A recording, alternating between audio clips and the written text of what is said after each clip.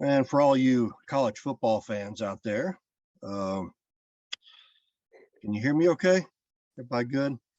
Yes, Georgia is back-to-back national champion, so I had to show off my Georgia football gear just for you, but start that off. But yes, this is actually live. I'm not recording this, or Mike is not, but I would be remiss in not thanking Mike for the help he gave our roundtable starting back up in 2020.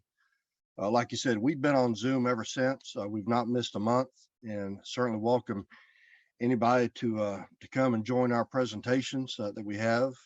We have Gary Gallagher next month, but Mike has just been, and the Congress have just been tremendous help to us as we got up and going. So, but as Mike said, tonight we are talking about battles of Chattanooga and Ringgold Gap. Have Grant here. You know, he had come east from the Mississippi area, taking command of the newly developed originated military division of Mississippi by Lincoln on October 16th. He's in Chattanooga about a week later.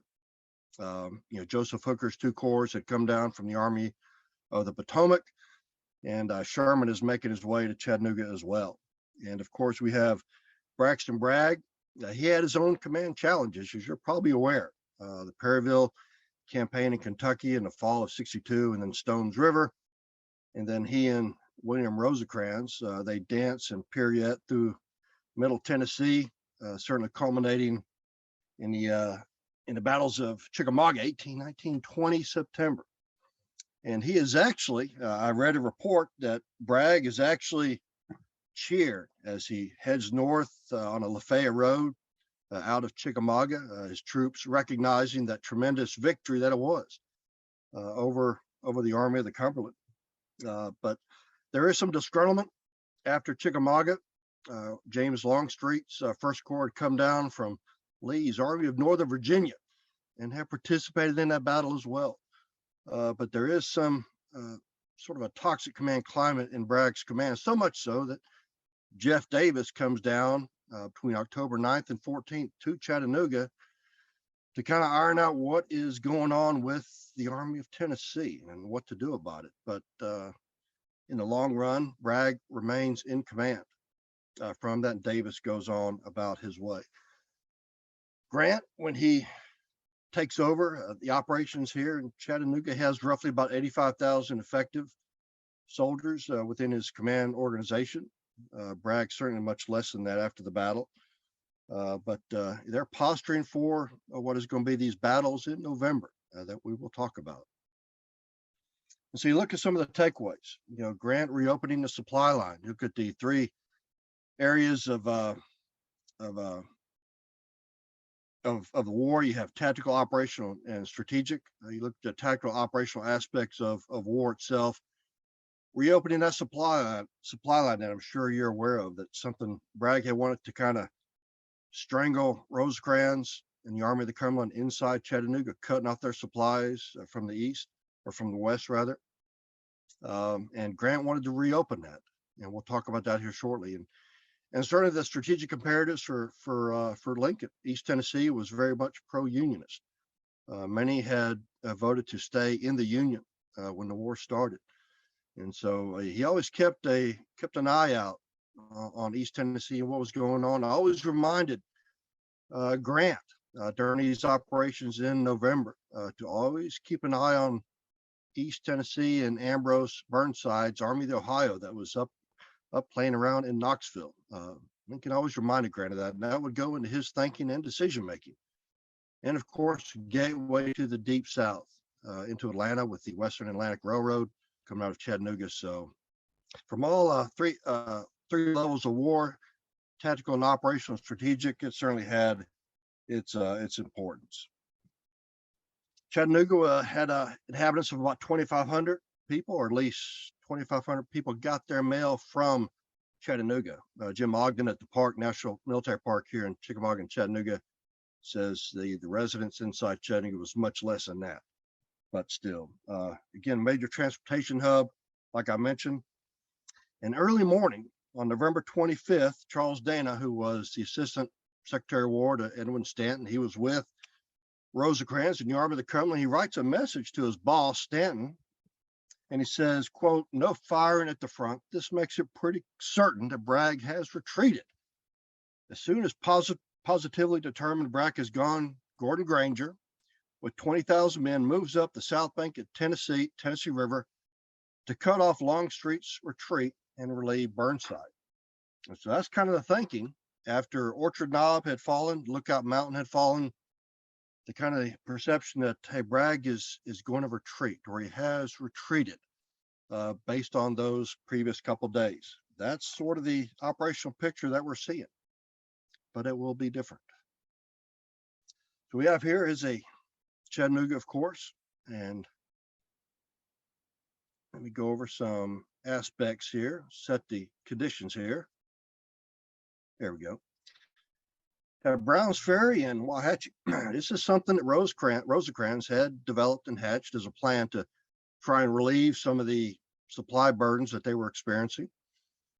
But when Grant came in, he replaced Rosecrans with George Thomas as commander of the Army of the Cumberland. William Baldy Smith, who was the chief engineer for the Army of the Cumberland, pretty much executes the plan at Browns Ferry on the night of 26, 27 October, just a few days after Grant had arrived. And they were able to secure Browns Ferry for the U.S. Forces there. Opens up that cracker line that you see right here. The supply line back to Kelly's Ferry.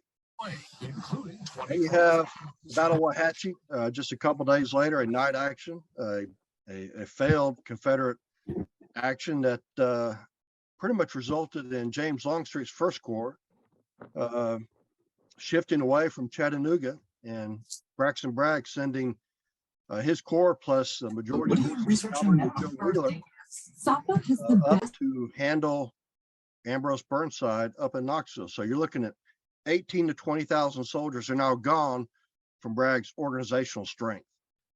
Somewhat perplexing, given what is coming into Chattanooga now on the U.S. side. Very much aware that Grant is getting strengthened almost daily, weekly, and his numbers are only going to increase. So to divert the stout veterans of James Longstreet away during such a critical time certainly makes one question indeed.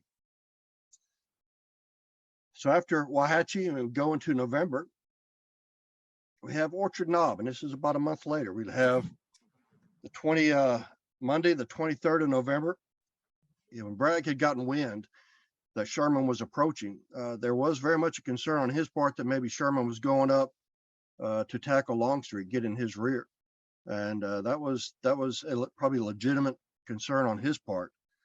And so Grant had to be sure was Bragg actually withdrawing forces from Chattanooga, from Missionary Ridge. He had to make sure that was the case. And so on the 23rd of November, that Monday, he orchestrates what we call a demonstration to kind of see, hey, kind of unmask what Bragg was up to. And this is the operation at Orchard Knob.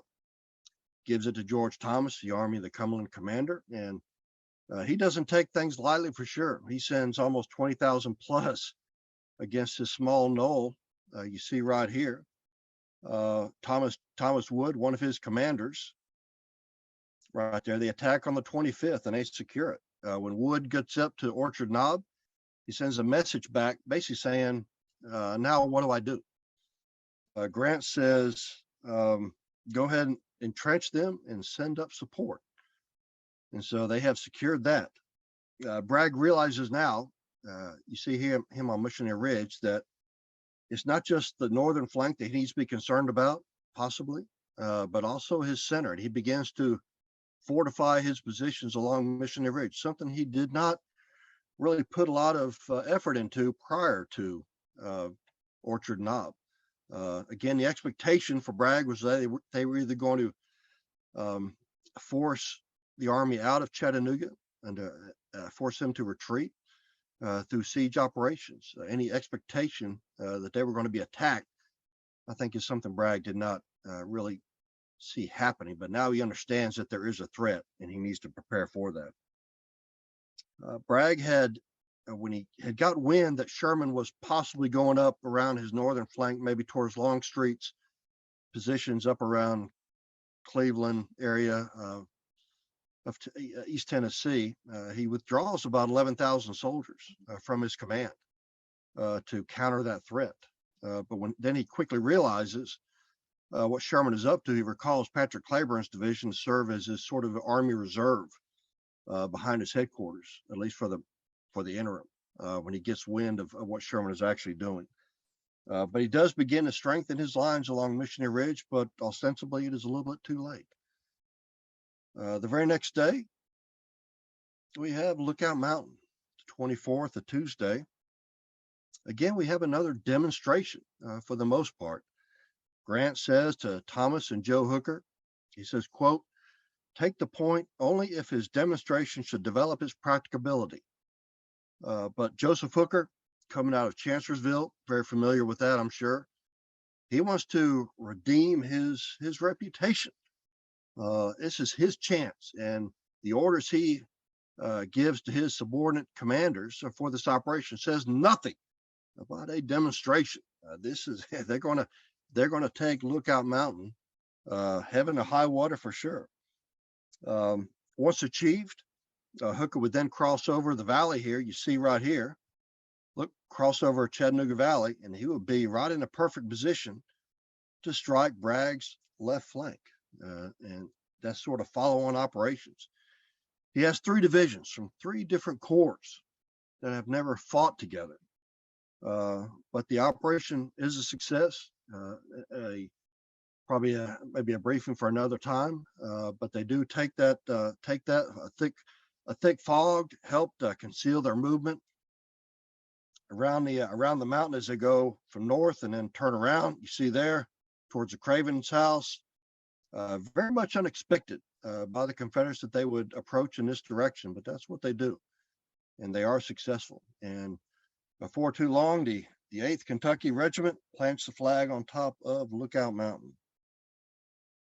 And now, really more germane to tonight's topic, we have this here. We have Sherman's operations.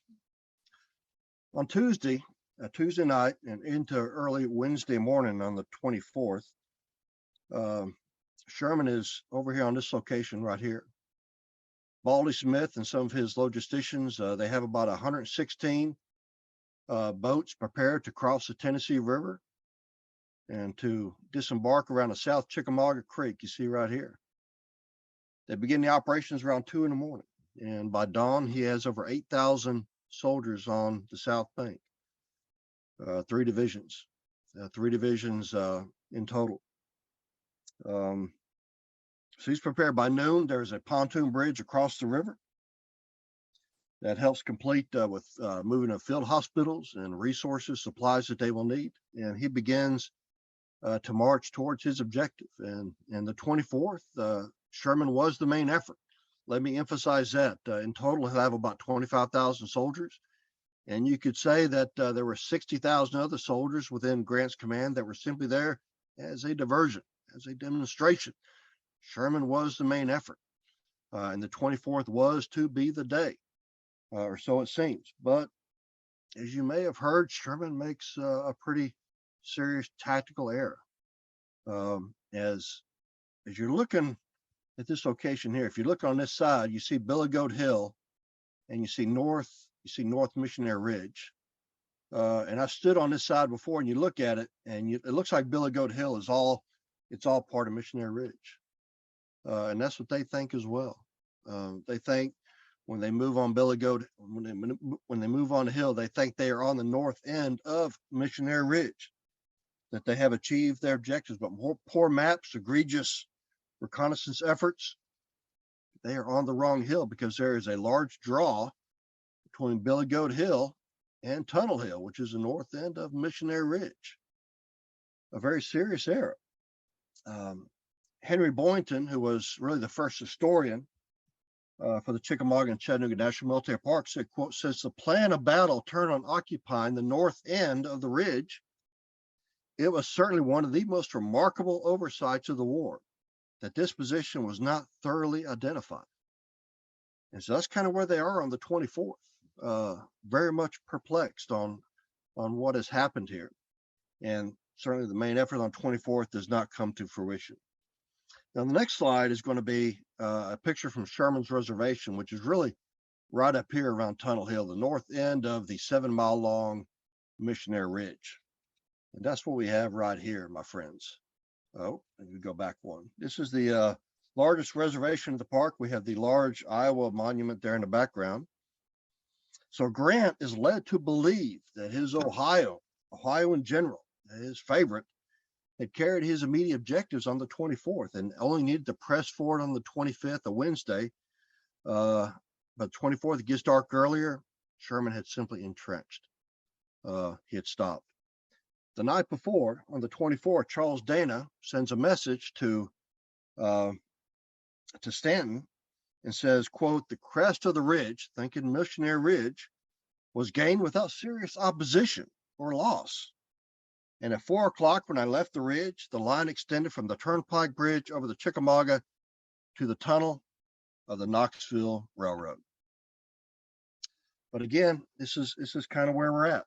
Dave Powell, historian author, wrote, quote, "Clearly based on these dispatches, either Sherman did not know he was not on Missionary Ridge, or if he knew, he did not tell Grant." And Powell seems to think, sort of opines that probably just Sherman did not know. I think Powell's point was he should have known that he was not on Missionary Ridge. Thomas would then therefore play only a supporting role in future efforts. Quote, "Thomas would carry the rifle pits and ridge directly in front of them and move to the left as the presence of the enemy may require." Historian Wally Sword, in his Mountains Touch of Fire, said, quote, "Thomas's role was clearly ancillary. His main assignment was to cooperate with Sherman." And again, it goes to show this is on the 24th as well as the 25th. Again, it just goes to show that Sherman was and still is the main effort for Grant during this period.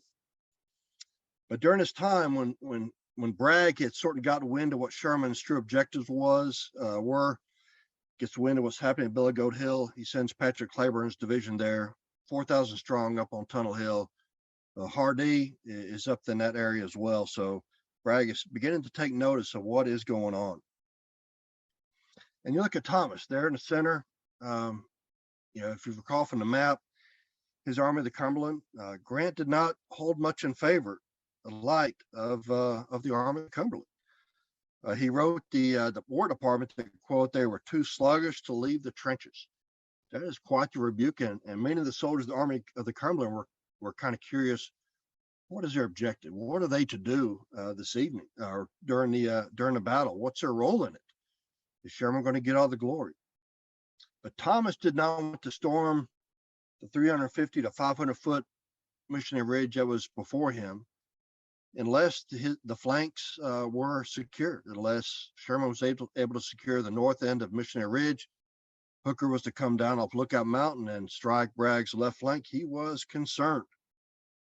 Sherman had on hand 3 divisions of Morgan Smith, John Smith, and Hugh Ewing, had elements of Howard Small, 11th Corps.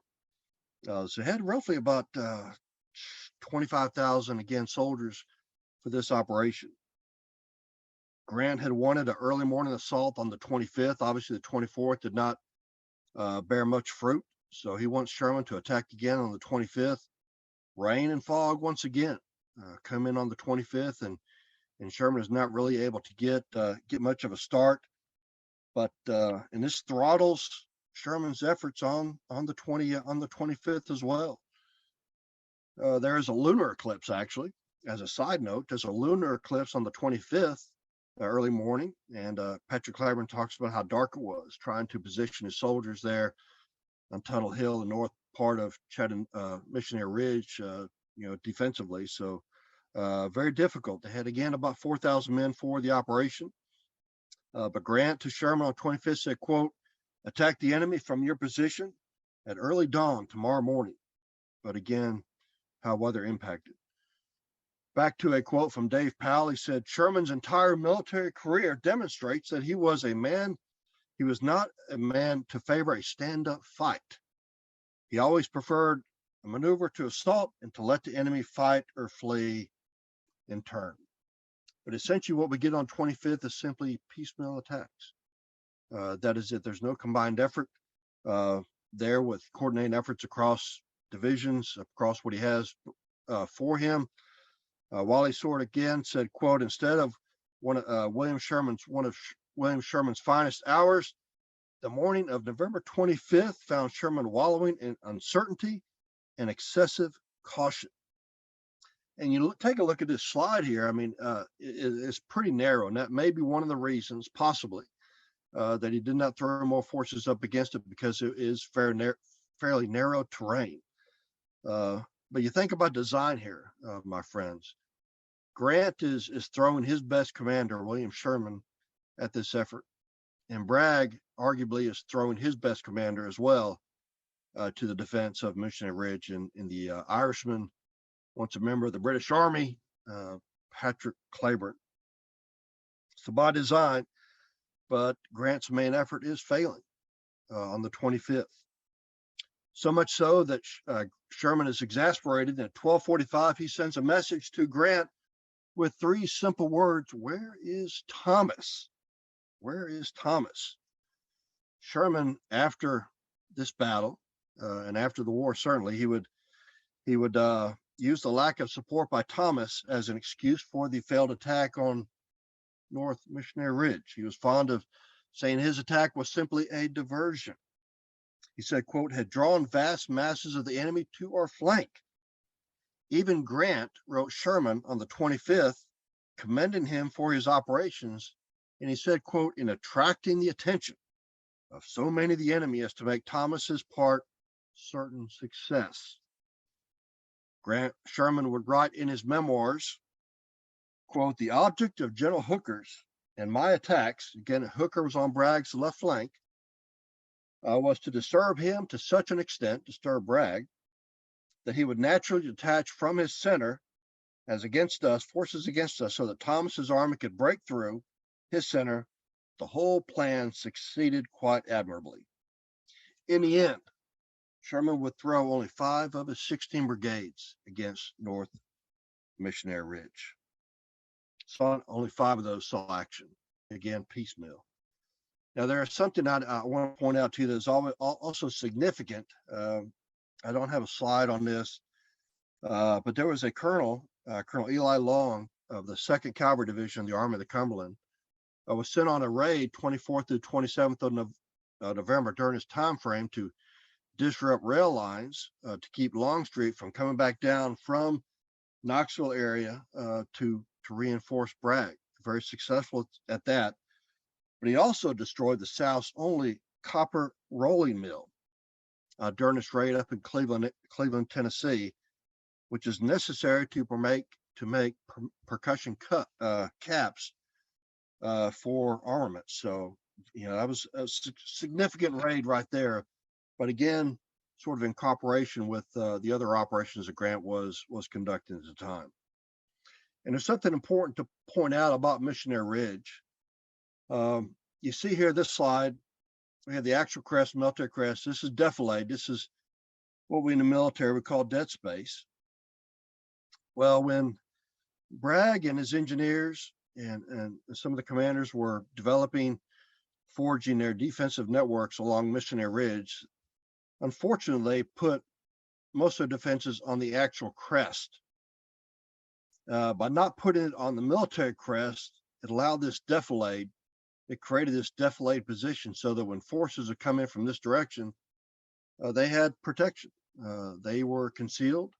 They were under cover for the most part. An egregious error. One Confederate officer wrote, quote, defective engineering located the breastworks as far back on the crest of the ridge as not to command the slope to their front, the military crest. One historian said the gun barrels could not be depressed enough to sweep the slope. And so as we go further south, again, Missionary Ridge is about 7 miles in length. About halfway down, we come to this, Bragg's Reservation. Illinois monument shown here. Bragg, of course, with Longstreet being diverted, being sent up to tackle Burnside in early November, had few reserves to plug any gaps that may occur with any attack on Missionary Ridge, especially with Longstreet gone. 24th, the evening of the 24th, Bragg holds a council of war, a conference with his commanders, Hardee and Breckinridge, John Breckinridge.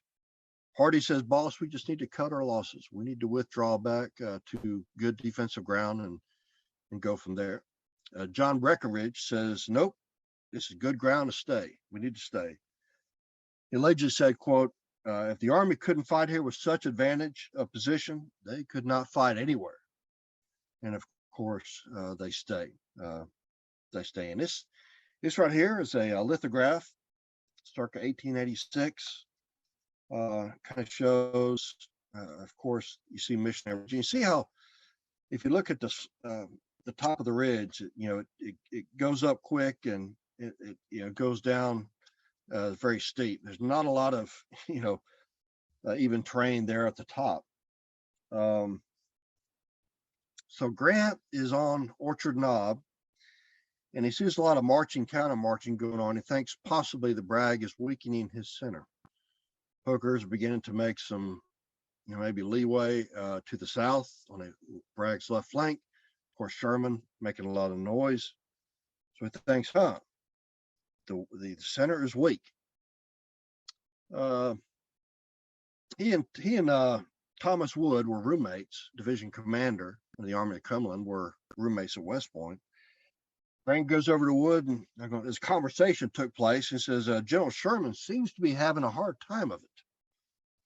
Yes, General, he does seem to be in a warm place. It seems as if we ought to help him. I think so too, General, and whatever you order, we will try and do. Yeah, perhaps Wood and Sheridan could advance to take some of the pressure off. And so he passes that order back down the chain of command.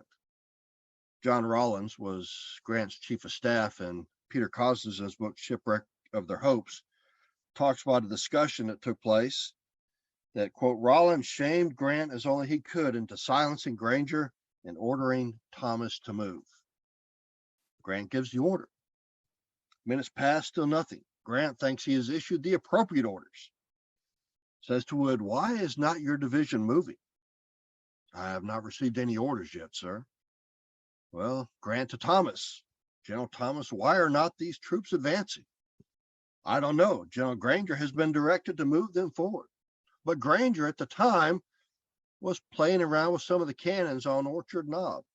Perhaps it was the guns that would fire the six signal rounds that would initiate the advance of the towards Missionary Ridge. Perhaps that's what he was doing. Grant says, if you will leave that battery to its captain and take command of your corps, it will be better for all of us. So Granger says to Wood, you and Sheridan are to advance your divisions, carry the entrenchments at the base, if you can, and if you succeed, to halt there. Said that verbatim to Wood in his presence. Sheridan was not there. Sheridan was not, did not hear those words. Sheridan's command 3 brigades, and this slide kind of shows it here. And if you look here, Wood and Sheridan right here are part of the Army of the Cumberland. Absalom Baird was part of John Palmer's 14th Corps. Richard Johnson was part of John Palmer's 14th Corps. About 23,000 altogether, 2 miles long. 2 miles was their frontage. But what were the orders actually? Okay, Grant, stop at the entrenchments. But is that what they heard? Sheridan's 3 brigades had been slightly behind Wood's division, had longer distance to travel. Absalom Baird on the left was to go to reinforce Sherman. Sherman did not need him. And so he just sort of snugged up against Wood and became that left division. But he was to conform to the movements of Wood's division to his right. John Turchin's brigade was Baird's right flank brigade, and that's what he did. Richard Johnson on the far right would to conform to Sheridan on his left. But troops, once they get to the center, once they get to the entrenchments, there's confusion. There's too much. And they begin to move up the slopes of Missionary Ridge. Some yelling Chickamauga, Chickamauga, because of the defeat of the Army of the Cumberland there. And Chickamauga is sort of revengeful, I guess, to a degree. But they begin to move up.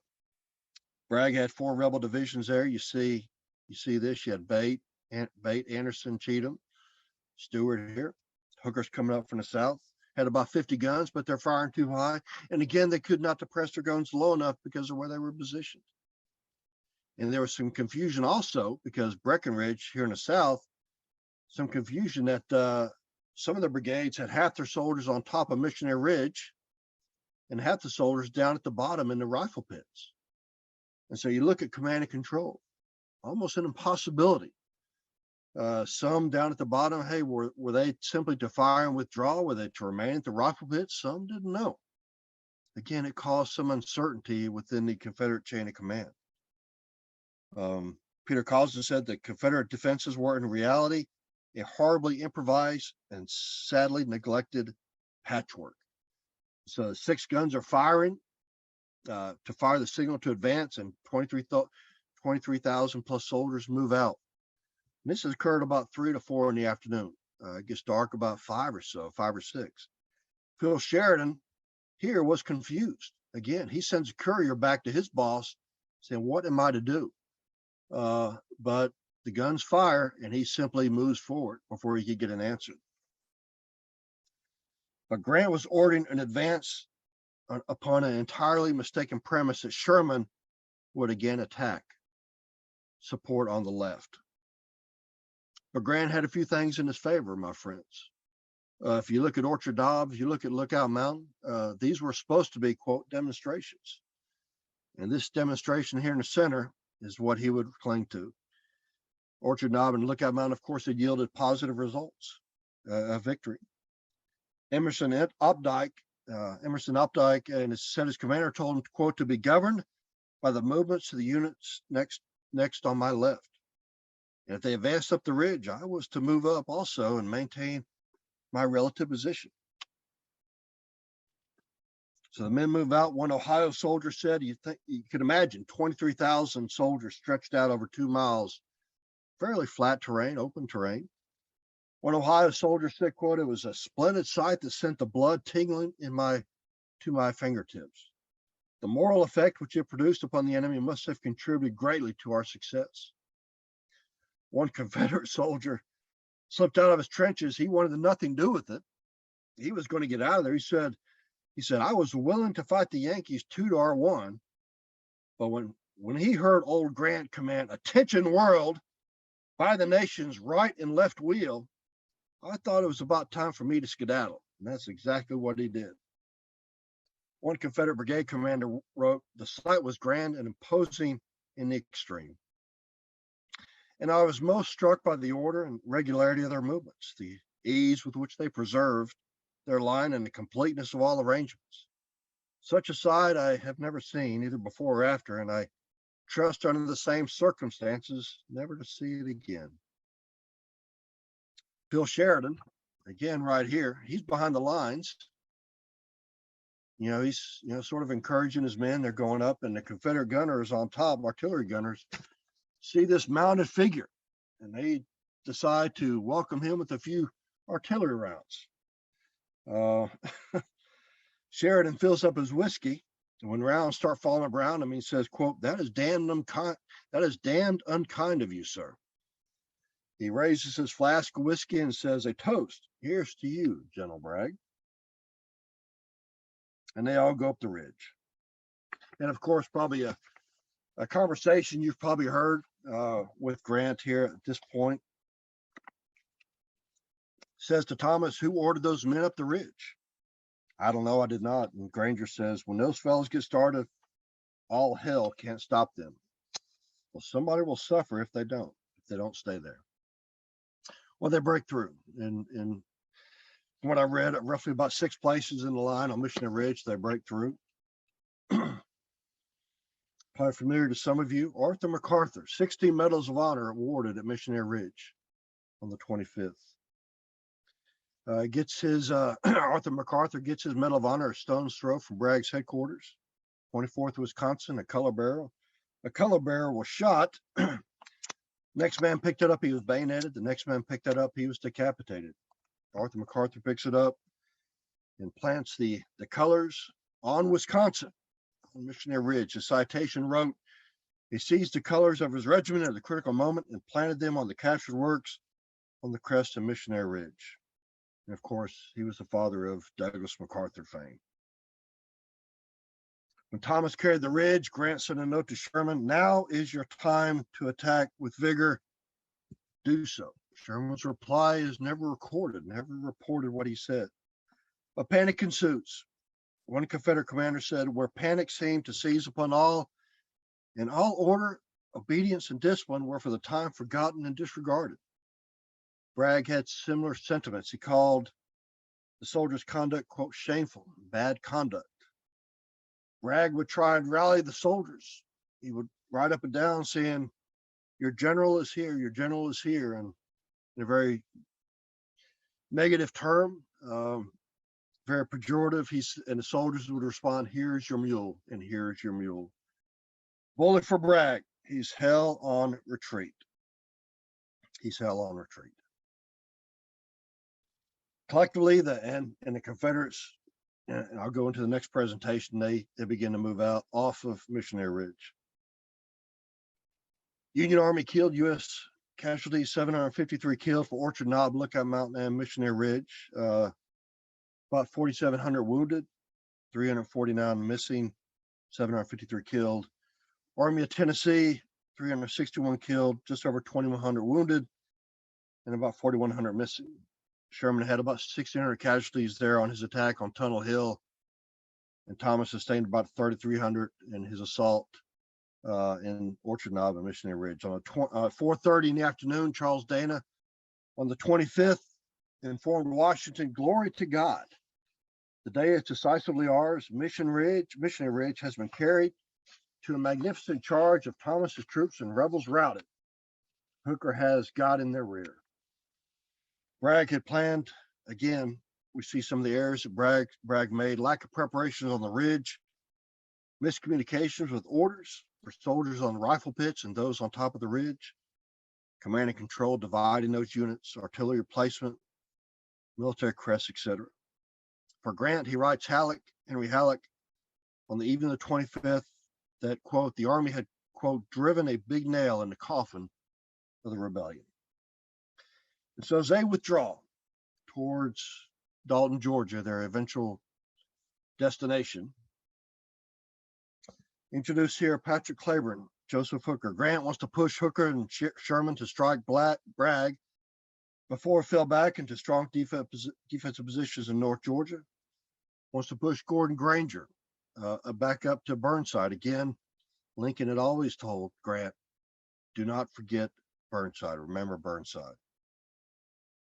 26, neither was working out quite to his satisfaction with the pursuit, at least. For Patrick Claiborne, a young officer from Hardee, directs him to push his infantry south of Chattanooga. Claiborne demurs. He said it could very well jeopardize the Army's artillery and transportation assets. Begins to question that young aide, that officer, the courier. Unmasked him, recognizes he was tired, unsure of his true orders. Claiborne ignores those orders. One of the biographies of Claiborne, the author said, quote, his decision to ignore the orders may very well save Bragg's army from destruction, but it also demonstrated both Claiborne's self-confidence and his willingness to make hard decisions. Another incident. You can imagine that November, the end of November, temperatures are plummeting here, very cold. Claiborne's command, he has about 4,000 soldiers. He reaches the north bank of the East Chickamauga Creek. Staff officer from Bragg comes up to him and says, Bragg wishes you to cross the creek, bivouac on the other side, and then begin marching at about 4 o'clock in the morning. Claiborne once again ignores the order. He recognizes that having his soldiers cross a near frozen creek in cold plummeting temperatures, then try and sleep and then get up and march would just be frightful to his command. He could lose many soldiers. He ignores it. He bivouacs on the the other side, on that side of the creek, with the creek to his back, with a unknown pursuing U.S. forces to his front. Very a risk, a gamble. I think it shows what kind of officer Claiborne was, but that pays off. He approached the Ringgold Gap. Ringgold Gap was a break in that ridge you see here, about half a mile wide. The East Chickamauga Creek and the tracks of the Western Atlantic Railroad run through it. Hooker was told by locals that Bragg's army was in disarray, that they had flung all their arms, etc. About 2 o'clock and on 26 is when Bragg had actually began his movement, his retreat, withdrawal out of the area. Established his headquarters not far from there at a place called Catoosa Station. And here's the station itself here in Ringgold. Grant ordered Sherman and Thomas to follow Bragg. You have Gordon Granger's again, his Fourth Corps, including Sheridan's troops, would go up to assist Burnside. Hooker advanced, however, without his artillery. Artillery was stuck in the rear. He said, quote, "The only way to ascertain the enemy's strength was to feel for him, and as our success, if prompt, would be crowned with a rich harvest of material. Without waiting for my artillery, the skirmishers advanced." Here's a map. The Ringgold Gap is 25, 30 miles from Chattanooga. And so you see how this plays out. And I'm going to be brief here. Bragg's plans for the 27th, as he told Claiborne, to hold his position at all hazards and keep back the enemy until the artillery and transportation assets is secure, his salvation upon which depends on him. So the army was going to be moving through this gap. Claiborne had to hold them back. Claiborne had just about over 400 effective fighting troops. Maybe one or perhaps two corps were bearing down on him. So you have Taylor's Ridge here, which is right here, and you have White Oak Mountain, which is right here, and you can see how Claiborne organizes his defenses, almost a defensive depth right here. Has a couple cannons here by Goldthwait, if I'm pronouncing that correctly. Two guns that are covered up with brush, and Claiborne is silent, and these soldiers press on. When they get within 150 yards, Claiborne shouted to the lieutenant, "Now, Lieutenant, give it to him." Hook's left flank attack is foiled. It's very steep terrain if you've ever seen that area. The right doesn't produce much. The center, again, doesn't produce much. But Claiborne is able to delay them long enough for the Army of Tennessee and their supplies to get through the gap going towards Dalton. Grant, in his memoirs, had said the East Tennessee had been a subject of much anxiety to the president for several months. Telegraphing me almost daily, almost hourly, he said, "Remember Burnside, do something for Burnside." And so roughly afternoon, mid-afternoon, Claiborne gets the message, "Hey, you can withdraw," which he does so.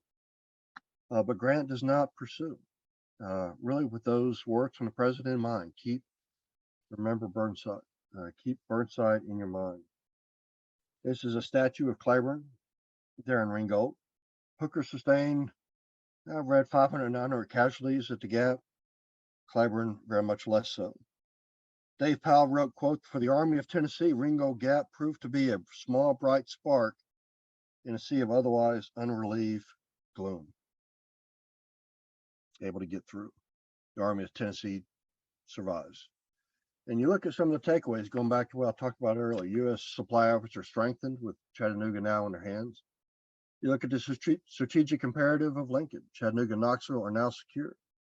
Longstreet had failed in his attempt to take Knoxville at the Battle of Fort Sanders on November 29th. Sherman eventually goes up to Knoxville. Longstreet gets wind. He moves further to the northeast, where he pretty much does